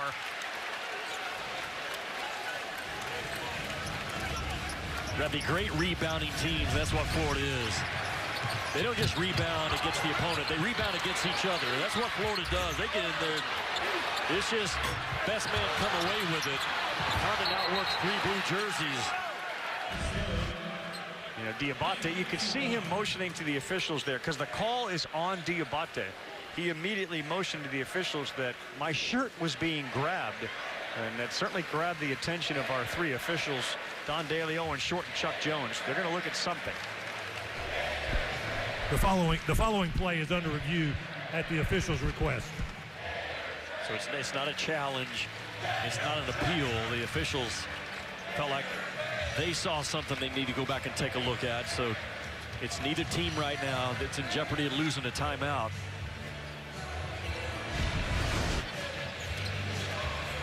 Dioubate clearly telling Chuck Jones, my shirt got grabbed. Oh yeah, he's got his hand on his shirt. Why foul?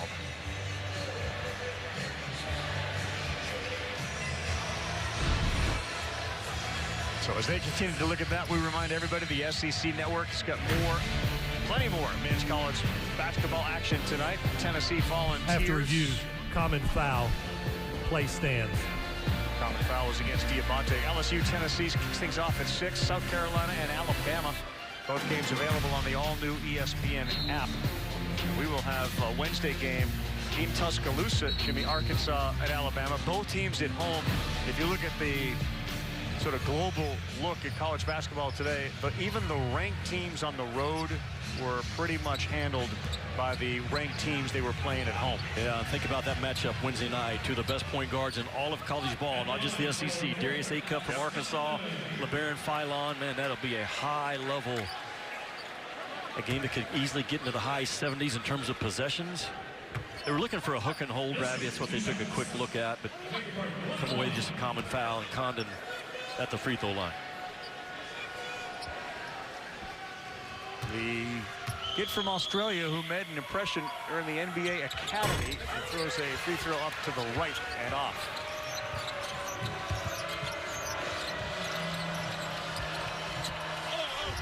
Moreno, really pretty play. He had both Condon and hand-locked and ready to slam that down with a stuff.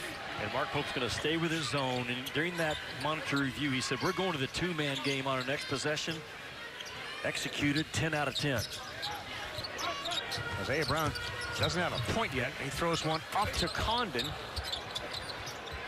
difficult shot. Condon starting to show his array of offensive moves. And he did it over Moreno, who's all of 7 feet. Oweh right to the basket. Condon with a block, and here comes the former point guard. Brown, Clavshar, yeah. 70-58 Gators. Take it. How about Condon on both ends of the floor?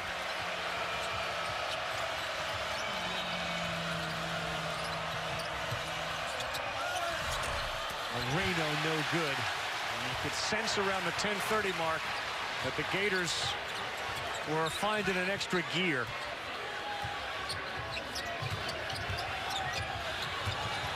Clavshar all the way, lays it up and in. How good is he? There's not a better sixth man in this league than Clavshar. 13 points for Clavshar as the O-Dome rises again. He is one tough sucker. Clavshar, 48% from 3 the last 6 games. This guy's just all about toughness. He got involved with a gang rebound to finish off the defensive possession. Brown grabs a piece of the paint, and you cannot leave Clavshar that wide open in those deep corners. He shoots even a higher percentage than 48%. Then the toughness to drive it, Ravi, he went to a 5-game stretch where he was actually drawing more fouls than any other Gator. He's more than a 3-point specialist.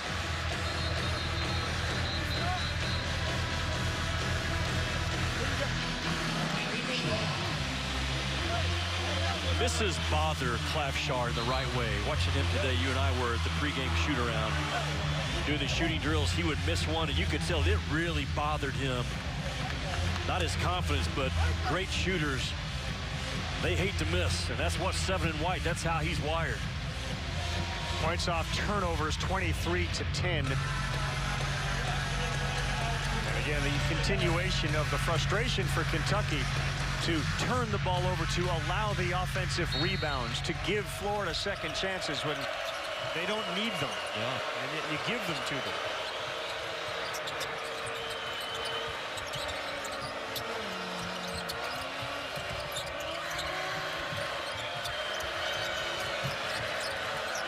Oweh, that was blocked there by Hauk.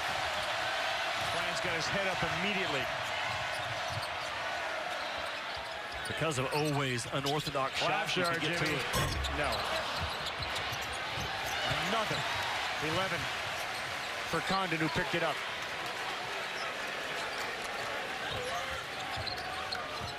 Now 12 offensive rebounds for the Gators.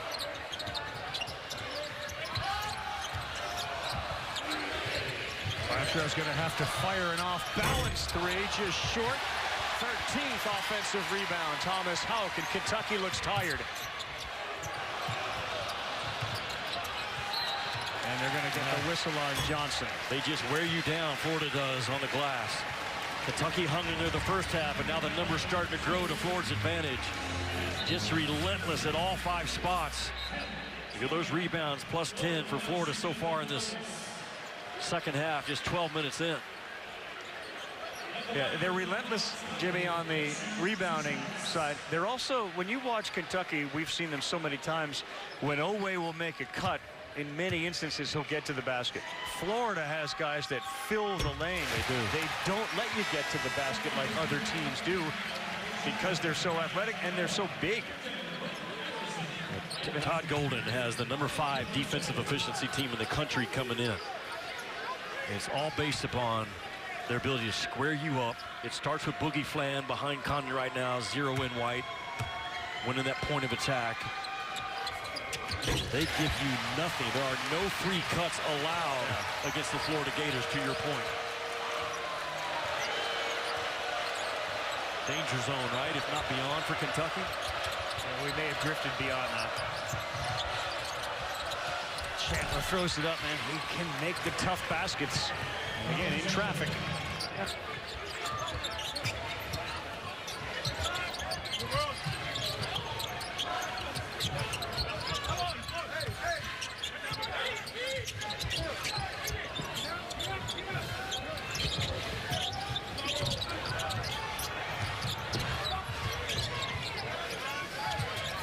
Shot clock as Flan hears the countdown. Good block, still can get it off, does so. No good. Dioubate, it looks like Hanlock may have gotten hit in the nose.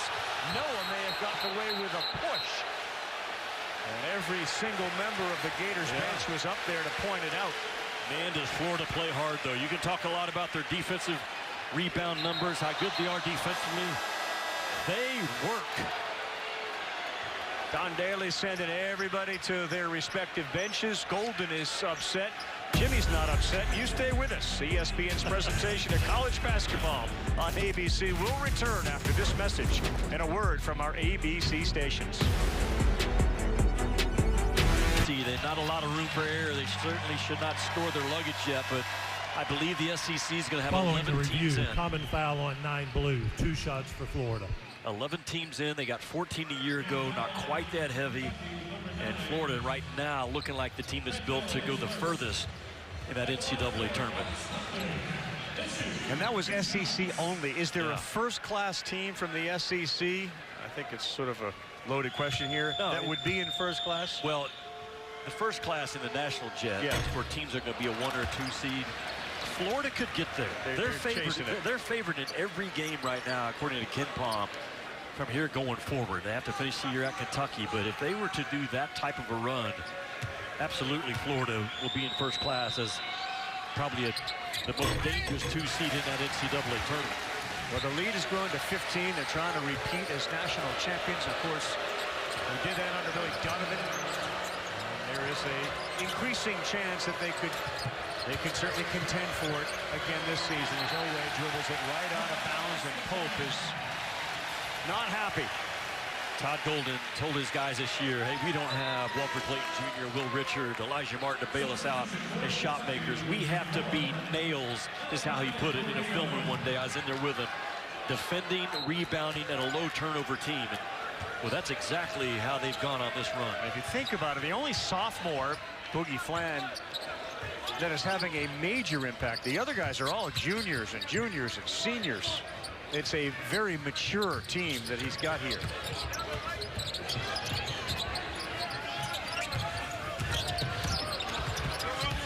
Condon camped out down low. Dioubate held his ground. Moreno in traffic picks up another rebound. Malachi Moreno now into double figures with 10 boards. And Dioubate, he has really fought his backside off in this game. Undersized, but no back down at all for this kid. Here he goes again. Looked like he was almost going to fall down. There's the 2 7-footers, and that's a foul. There's a chance for 3 for Moreno. Ravi, that is all Mo Dioubate, like I'm talking about. This guy just continues to fight, and fight more. Undersized is 6'7", against monsters on the inside, but he gets low and somehow just works his way out of a hard, big double team to find Moreno on the backside and gets Kentucky a big basket with 6:25 to go. I tell you, there's a lot of reasons to like that guy's game, isn't there, Jimmy? Just a freshman, but you can just physically see how much bigger and stronger he's gotten over the course of this year. He comes in, Moreno does with a 2-to-1 assist-to-turnover ratio. Mark Pope has put him in some zoom action, trusting his handle up top, making play calls for him. And still a lot of time left in this game for Kentucky to make another comeback. Out had Chinyalu, but he opted to bring it back out. A 12-point game, 6 minutes. This is the big-on-big game, and a bad pass that Chinyalu was able to get, but had to go out of bounds. We've seen 2 bigs, Condon and Hanlock, throw the alley-oop, or at least the down low, off the rim. Yeah, you got to make sure you get that ball off the rim. Nothing Chinyalu could do about that one. And a monster possession right now for Kentucky to maybe cut this thing to single digits. We'll let Chandler get one off. Hands by Condon deflected to Dioubate. Look at Condon hedging way out top to cause problems for Aberdeen, whose shot is not close. Chinyalu another rebound. 9th of the game.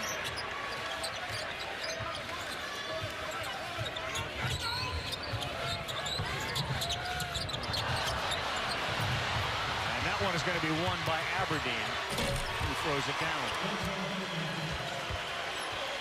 Just a question of a guard being able to get lower than a big guy. Yeah, no doubt. It's one of the few points off their defense in this game. Mark Pope going to throw that zone up at him again. You better cover Clavshar. They didn't, and he knocks down another three, his fourth of the game. Right, there's just no excuse. You've got to have an awareness, zone or man, where 7 and white is. Kentucky got caught napping at a bad time. Yeah, they worked their way all the way back within 10, and now it's quickly to 13 on Clavshar's fourth. He's got 16 in the game. Aberdeen held up.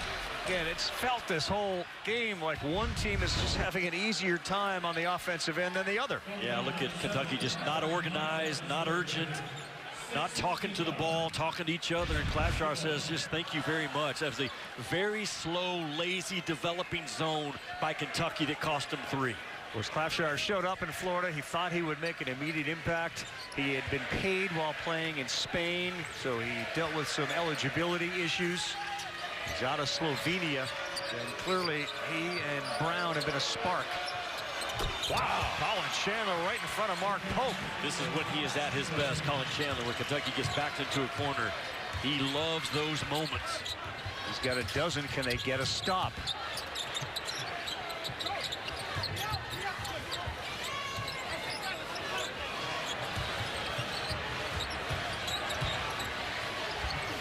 Great defense by Malachi Moreno.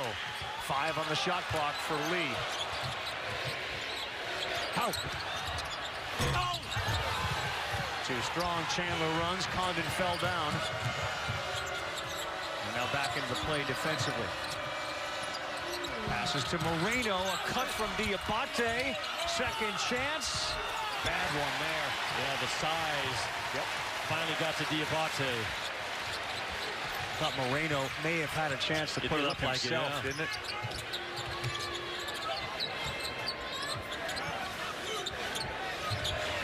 Florida loves to hammer it inside when they get under 4, protect the Crowd lead. wants Lee to shoot it. No. He does. It's no good. Don't listen to the crowd. Listen to your coach. They're giving Kentucky chances here. Under 4, and it's 10. Aberdeen. Yes, it's 8. They go off script, and Denzel Aberdeen becomes a real problem.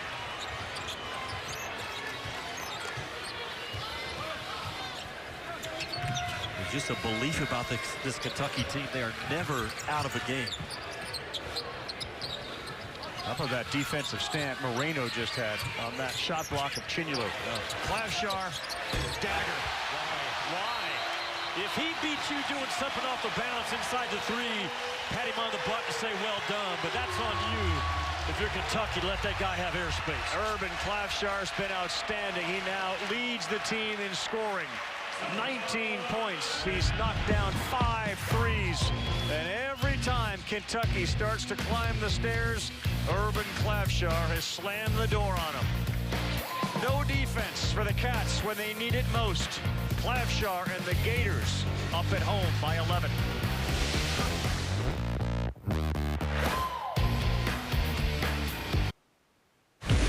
And just when it looks like Kentucky is going to tighten this thing down and make a mistake in their zone and leave Clavshar wide open after one pass. No offense at all. Just throw it to the open guy. And then 2 possessions later, the last possession, you're going to see Aberdeen and Dioubate on blue.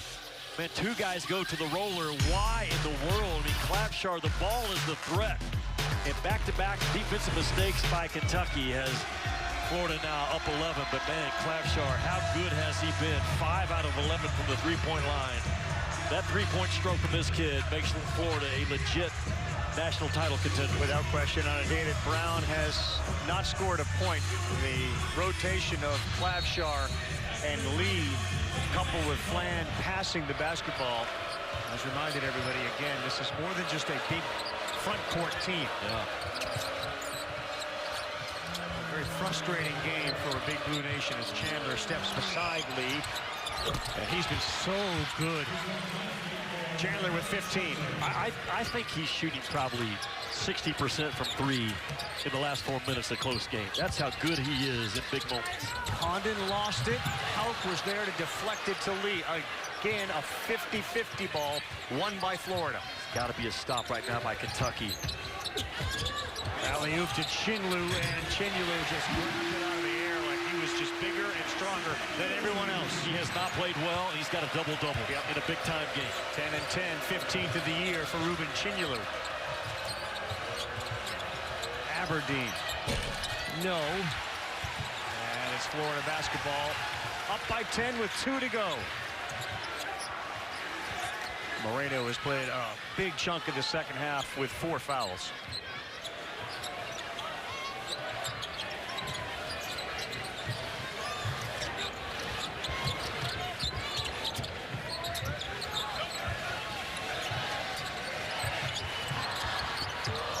Lee, tricky dribbles.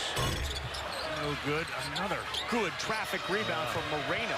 He has held up, right? Yeah, he has. Dioubate, they're going to get Houck there. A good way to put it, Jimmy. He has held up is right. Tomorrow, ABC. What a day. Hey, we got a great women's game tonight. And tomorrow, top 25 action includes North Carolina and Duke at 1, Texas and Tennessee. See what Vic Schaefer said about us? Yeah. We have no heart. Softest team he's ever coached. After a loss to Vanderbilt. That's what he said. Caleb Blakes went for 34 in that game. Now that's just bad messaging if you're a player on the team. Yeah. Not what you want to be hearing. You know, you mentioned Michaela Blakes from Vanderbilt. Yeah. I think she's right there behind Sarah Strong from UConn in terms of All-Americans. Maybe the second best player in the country, certainly the best guard in the country, Michaela Blakes. Shea Ralph, of course, played for UConn, screaming about Michaela Blakes being the player of the year. Well, and Shea Ralph should be the national coach of the year. Yeah. Vanderbilt right now, Ravi, they are a 1 seed along with UConn, UCLA, South Carolina, and Vanderbilt. That's how good Vanderbilt has been this year on the women's side. Dioubate missed the first, gets the second to go, 95 seconds to go in the game. I mean, would you feel as a Kentucky fan, coach, this has been a frustrating day because you've been close? No doubt, but you cannot make key mistakes at the wrong times in big-time ball games. And Kentucky has had 4 or 5 of them that you just cannot make.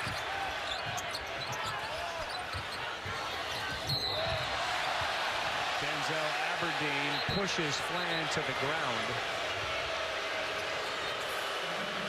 Flan is the guy that came here, in a sense, to replace Denzel Aberdeen.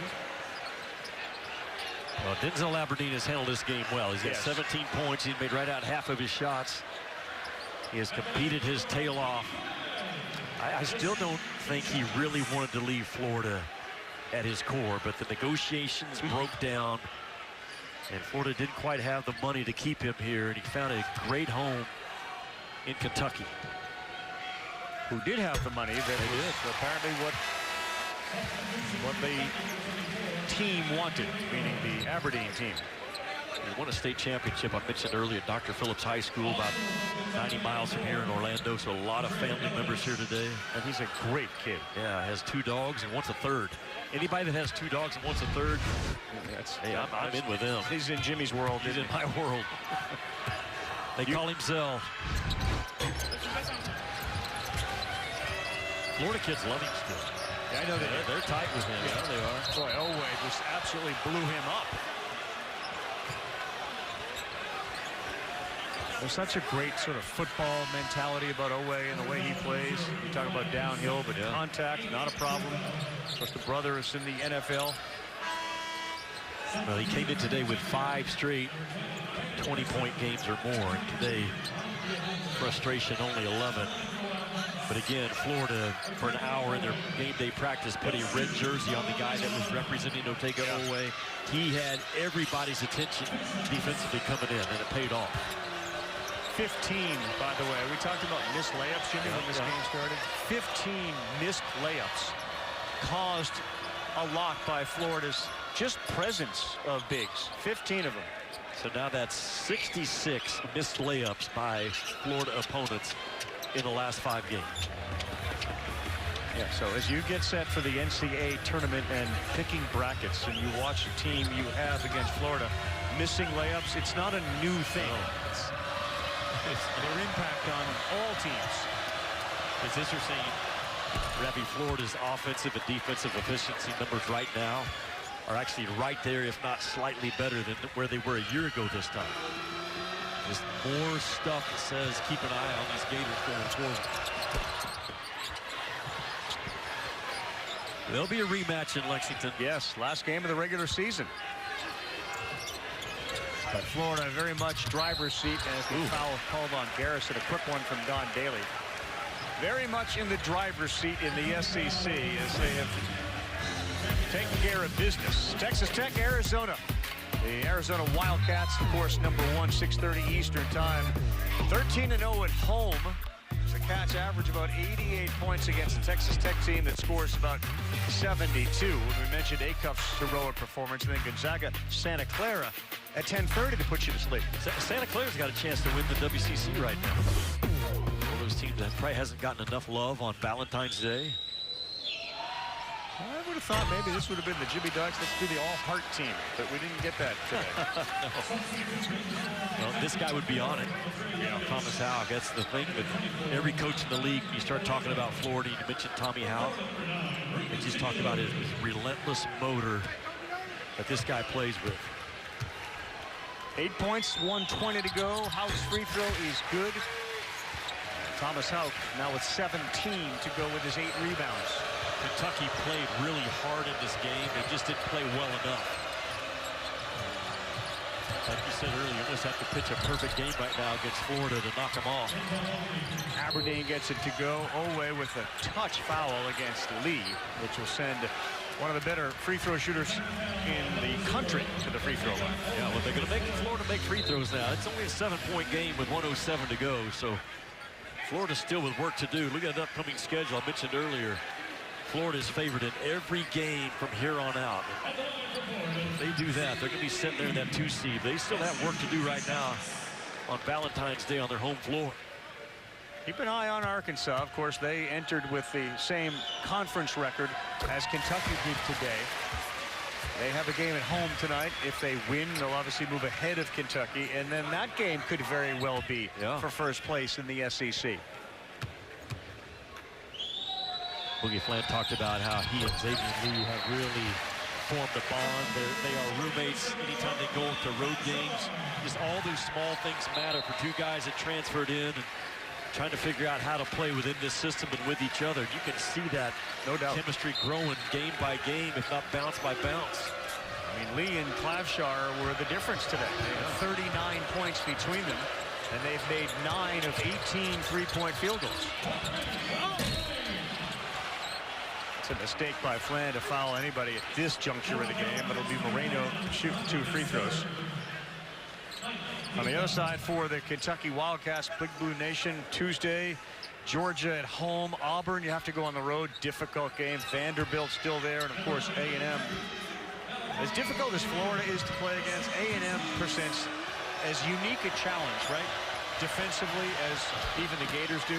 Yes. For different reasons. Yeah, well, we know Alabama wants to play fast. Georgia wants to play fast. A&M does it a different way. Their pressure just looks different in this league. You and I haven't seen them yet live. We'll see them Naval Arkansas maybe in 10 days, but it's different. Bucky's been knocked around now. Yeah, he has games. This schedule got tough. It sure did. I'm a big fan of this guy at the line. He's not ready for the NBA. You've got to be able to make shots from the perimeter. He's 0 for 2 from the three-point line on the year. The shot needs some work. But Jimmy, 11 and 11 against the Gators for a freshman who literally played with 4 fouls the entire half. Difficult pass. Condon caught it. Garrison got him. And for Brandon Garrison, that'll be foul number 5. He is out of the game. But if you're going to foul, Jimmy, I mean, did that even take a second off the clock? No, it did not. Brandon Garrison today, no points. Maybe 2 or 3 rebounds, and that's just not going to get it done. You got to have more front court depth if you're serious about making a run in the NCAA tournament.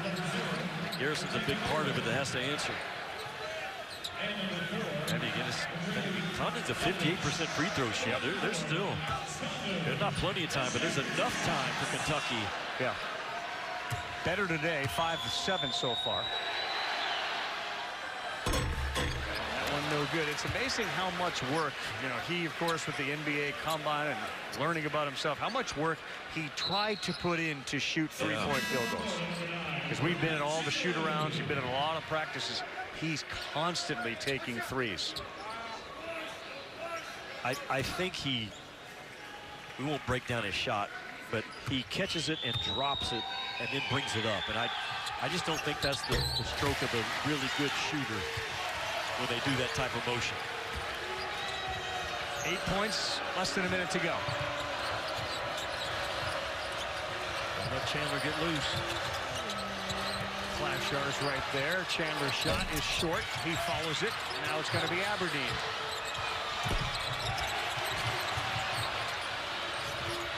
Next one deserves to go in. Good call, sir. Good call. I mean, the ball knows. The ball knows, and those long rebounds. Kentucky knew you're going to rebound those things at the 15, 16-foot mark, and finally on the third try. The ball knows. Now, sometimes it forgets, but the ball does know. Hey, you're not going to clean me up. I'm going to favor the team that deserves to let one go down. And Colin Chandler, the best pressure shooter from distance in this league right now. Colin Chandler's knocked down 5 threes today. He leads. He's second on the team with 18. Aberdeen has 19. Thought about the storylines coming in. Rebounding, it's going to be an edge to Florida. It's 44-37 now, so they got him by 7, which against Florida is a virtual success. Yeah, it's a winnable number Kentucky has today, rebounding. So if you're Todd Golden right now, man, you're concerned about getting the ball in cleanly. It looks like Florida, kind of hard to see on our monitor. I think Florida's out of timeouts. So you got to get this thing in. You can't get caught with a 5-second count. Ideally, Condon is not who you want on the free throw strike, just based upon the percentages on the year. That's got 1 left. You know, the other thing, Jimmy, when you think about Florida, points in the paint, today it is 36-36. Yeah, just a lot of good things from Kentucky on the road. No doubt to build on. I mean, Todd Golden knows we have no timeouts left. I'm going to have to trust Boogie Flan and Lee and Clavshar to make big plays. Normally, Ravi, it's the second cut that gets you open. Condon's still in the game because he is a pressure release in terms of just a guy you can throw it to get it in. And then that questionable free throw shooting is a factor as well. Florida just 18 of 28 from the stripe, so that's 64% today. But Lee, Clavshar, and Hauk are very good free throw shooters. I like the football play when you have to get it in. Florida's not going to use it here.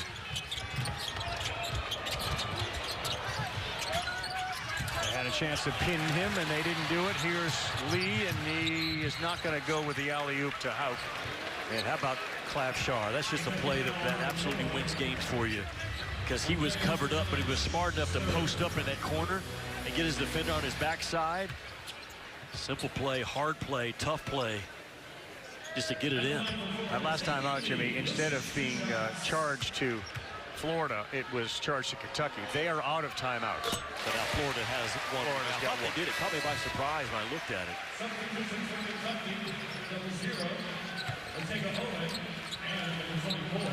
In the end, these are important games for the Gators to play close games, because eventually you're going to run into close games. Their average margin of victory in the last 4 had been about 28, and today it's obviously a lot less than that. And yet it certainly seems that they're going to hang on and win this one.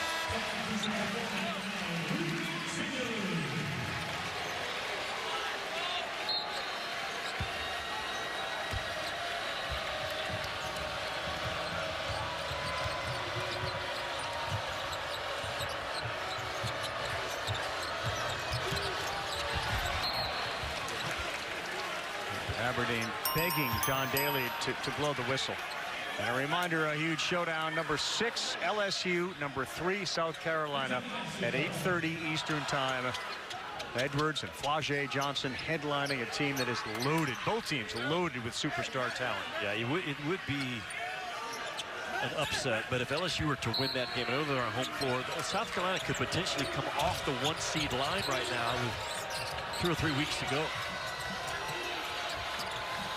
Jelavic is going to get a shot up here, and instead it's a turnover to Flan, and there's a foul, and that will ice this thing and send this crowd to its feet. Those that are still here to celebrate another victory for Florida, which will be their 19th to go 10-2 in conference. But they are in their groove at the right time. The Florida Gators are. Kentucky came in here winning 6 in a row in Gainesville, but Not going to happen today.